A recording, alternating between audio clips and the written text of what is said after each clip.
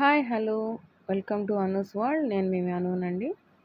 ఇక్కడ మీకు ఇవాళ గోంగూర చికెన్ చూపిస్తున్నానండి. ప్రాసెస్ అంతా అందరికీ తెలుసు కదా అని నేను స్టార్టింగ్ నుంచి చూపించట్లేదండి. జస్ట్ మిడిల్ పాయింట్లో చూపిస్తున్నాను.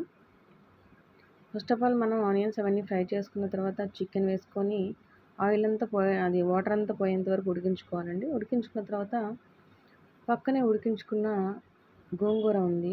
ఆ గోంగూర 2 స్పూన్స్ అంటే చికెను హాఫ్ కిలోకి 4 స్పూన్ల గోంగూర వేసుకున్నానండి.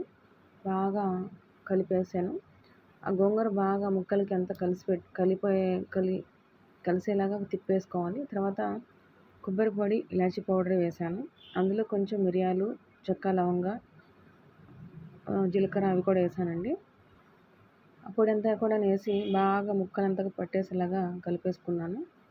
జస్ట్ ఏం లేదండి, చికెన్ సపరేట్గా వాటర్ అంతా పోయేలాగా ఉడికించుకోవాలి. తర్వాత పక్కనే ఉడికించుకున్న గోంగూరని కలిపేసుకొని మసాలాలు అంతా పెట్టేసి కలిపి పెట్టుకొని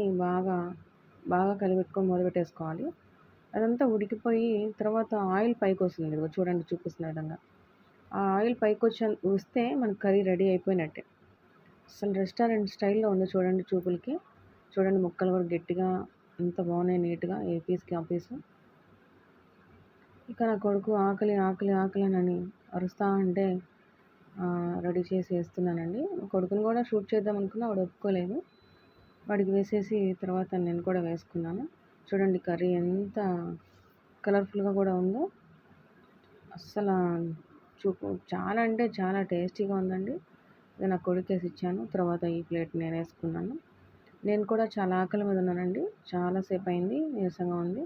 అందుకని గబగబా తినేస్తున్నాను. టేస్ట్ అయితే సూపర్గా ఉందండి. మనకి chicken smell, non veg smell కూడా రాదు. ఎందుకంటే ఈ గోంగూరలో ఉన్న పులుపు దాన్ని ఆపేస్తుంది. చాలా అంటే చాలా టేస్టీగా, రుచిగా ఉందండి. నేను చెప్పడం కాదు, మీరు కూడా ట్రై చేయండి.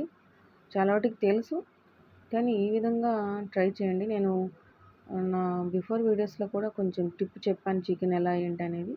అందరూ ట్రై చేయండి తప్పకుండా.